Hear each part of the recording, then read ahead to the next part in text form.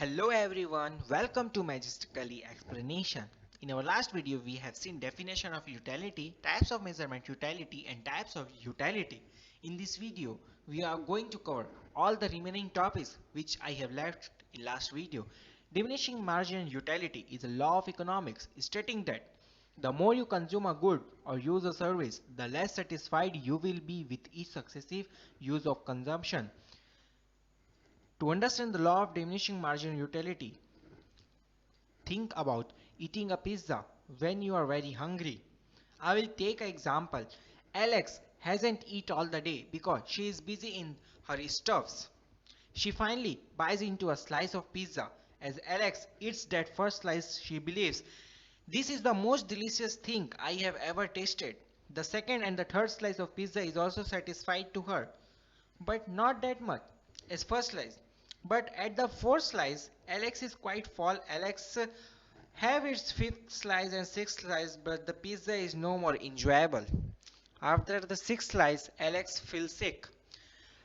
The more Alex consumes the pizza, the less benefit she derives from it. The law of diminishing marginal utility is an important concept in determining consumer preference. As you have seen that whenever we eat something in our first time, we love that, but whenever we are going to eat that 10 times, our interest gone. Key takeaways from this.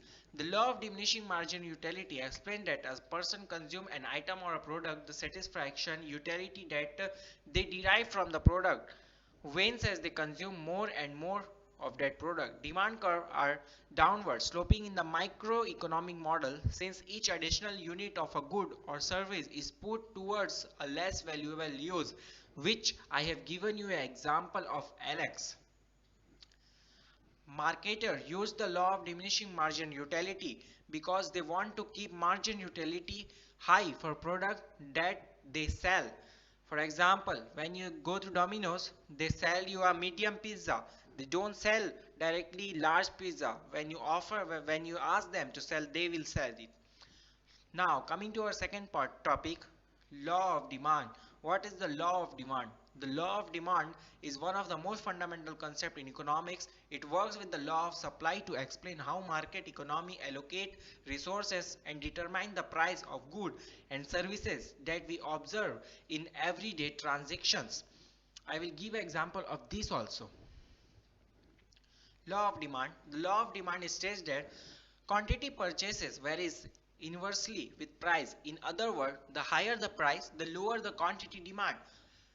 This occurs because of diminishing margin utility, which we have seen. That is, consumers use the first unit of an economic good they purchase to serve their most urgent need first and use each additional unit of the good to serve successively lower value ends. Now here is the graph. In the x-axis it is shown as price and in y it is shown as quantity demand. So, and the slope is known as demand curve. If suppose the price is 1000, then demand of computer is 2000. You can see when the price is higher, the demand is lower. When the price of the same computer is rupees 500, then the demand of that computer is around 4000 computers. You can understand. Suppose there was a seller who was selling momos. When he sell it to 100 rupees, only bunch of people buy momos from that person because 100 rupees means a lot and we don't purchase a plate of momos in 100 rupees because we used to purchase it on 50 or 25. So,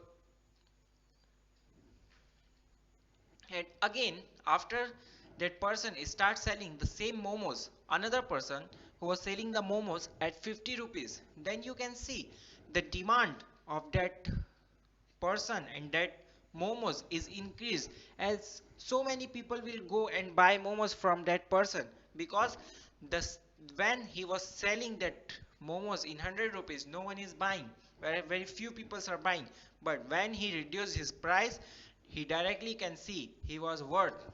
Key takeaways from this.